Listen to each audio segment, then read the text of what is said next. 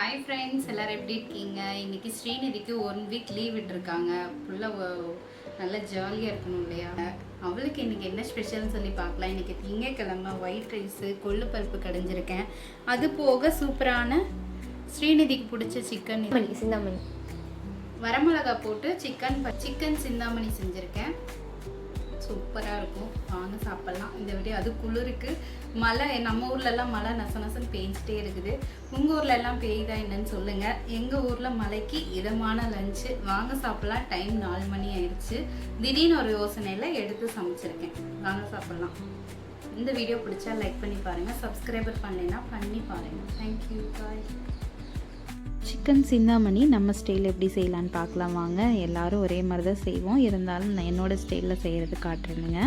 3/4 kilo chicken வாங்கிட்டு வந்திருக்கோம். Chicken நல்லா வாஷ் பண்ணி எடுத்து வச்சிட்டேங்க. அதுக்கப்புறம் பார்த்திங்கன்னா ஒரு வடைச்சட்டி வச்சு அதில் தேவையான அளவு எண்ணெய் ஊற்றிக்கிட்டேன். கடுகு 1 ஸ்பூன் போட்டேன், கருவேப்பிலை போட்டுட்டேன். இப்போ பெரிய வெங்காயம் வந்து கொஞ்சம் எல்லாம் கட் பண்ணி வச்சுருக்கேன், அதையும் எடுத்து போட்டுட்டேனுங்க.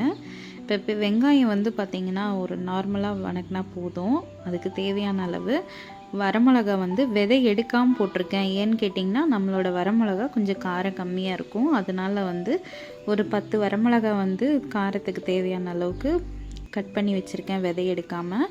இப்போ நல்லா வந்து வெங்காயம் ஒரு கண்ணாடி பதத்தில் வணங்கினதுக்கப்புறம் பார்த்திங்கன்னா ஒரு 2 ஸ்பூன் இஞ்சி பூண்டு பேஸ்ட்டு போட்டிருக்கேன். இது நல்லா வணங்கட்டும்னு விட்டுட்டேன். இஞ்சி பூண்டு பேஸ்ட்டு போட்டு நல்லா வணங்கினதுக்கப்புறம் கொஞ்சம் மஞ்சத்தூள் போட்டுக்கிட்டேங்க. மஞ்சத்தூள் போட்டு இப்போ பார்த்திங்கன்னா தேவையான அளவு சிக்கன் எடுத்து வச்சுருந்தோம் இல்லையா, சிக்கன்லாம் உள்ளே போட்டாச்சு. போட்டு தேவையான அளவு கல் உப்பு போட்டுக்கிட்டேன். இப்போ நல்லா பிரட்டி விட்டுறலாம். ஏற்கனவே சிக்கனில் தண்ணி விடும், இருந்தாலும் நம்ம வந்து கொஞ்சம் ஒரு 1/2 டம்ளர் தண்ணி தேவைப்பட்டுச்சுன்னு ஊற்றிருக்கிறேன். அதுக்கப்புறம் பார்த்திங்கன்னா மூடி வச்சிட்டேன். இப்போ இது நல்லா சிக்கன் நல்லா வெந்துருச்சு. இந்த எசன்ஸோடு நல்லா எண்ணெய் பிரிஞ்சு வந்துருச்சுங்க. அவ்வளோதான் நம்ம ஒயிட் ரைஸுக்கு. இது பிரட்டி சாப்பிட்டு பாருங்கள், ரொம்ப சூப்பராக இருக்கும். அதுக்கு வந்து நான் வந்து காலையிலேயும் கொள்ளு பருப்பு கடைஞ்சிட்டேன்.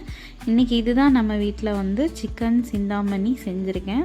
மழைக்கு இதமாக இருக்கும். இந்த வீடியோ பிடிச்சா லைக் பண்ணுங்கள். தேங்க்யூ.